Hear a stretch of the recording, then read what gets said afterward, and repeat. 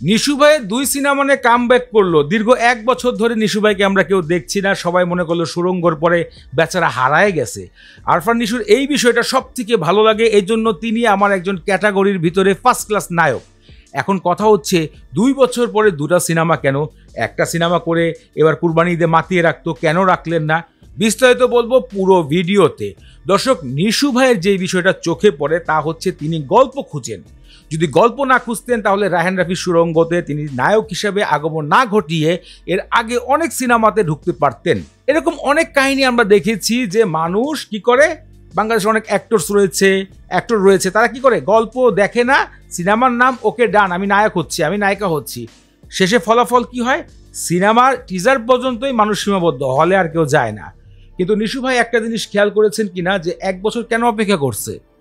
অবশ্যই ভালো গল্প পায়নি, এর মধ্যে কিন্তু ওয়েব সিরিজ করতে পারতো, ভালো গল্প পায়নি। সো ভালো গল্প না হলে খেলা দেখাবে কিভাবে? খেলা সুন্দর না দেখাইলে খেলা দেখবে কে, মানে সিনেমাটা কে দেখবে, ওয়েব ফিল্মটা কে দেখবে? সো এই জিনিসটাই কিন্তু নিশু ভাই বারবার করছে, এই জন্য প্রায় 1 বছর পরে 2টি সিনেমা ধামাকা নিয়ে আসছেন তিনি। এর মধ্যে অনেক কন্টেন্ট ক্রিয়েটর আবার বলছে তুফান সিনেমার ভিলেন হিসেবে নিশু ভাই থাকছে, কখনোই না। এই কাজটা রায়হান রাফি কখনোই করবে না, আমার মনে হয় নিশু ভাই নিজেও করবে না, আমার সেটা একদম 100% গ্যারান্টি দিয়ে বলতে পারি। এখন কথা হচ্ছে 2টি সিনেমা কি হবে? নিশু ভাই প্রত্যেকটা সিনেমা আপনারা ধারণা পেয়েছেন, তিনি যেসব ওয়েব সিরিজ করেন রহস্যময়, একটা ঘটনা থাকবে মাস্টারপিস, সেটাকে নিয়ে তিনি হাজির হবেন। কমেডি থাকবে, রহস্য থাকবে, ভালোবাসা থাকবে, এমন একটা মিশ্রিত রেসিপি নিয়ে সবসময় নিশু ভাই কাজ করতে পছন্দ করেন। আমরা জানতে পেরেছি 2টা সিনেমায় তিনি চুক্তিবদ্ধ হয়েছে। আলফা আইএস সিনেমা যেহেতু, তাহলে চরকির সাথে সম্পর্ক রয়েছে।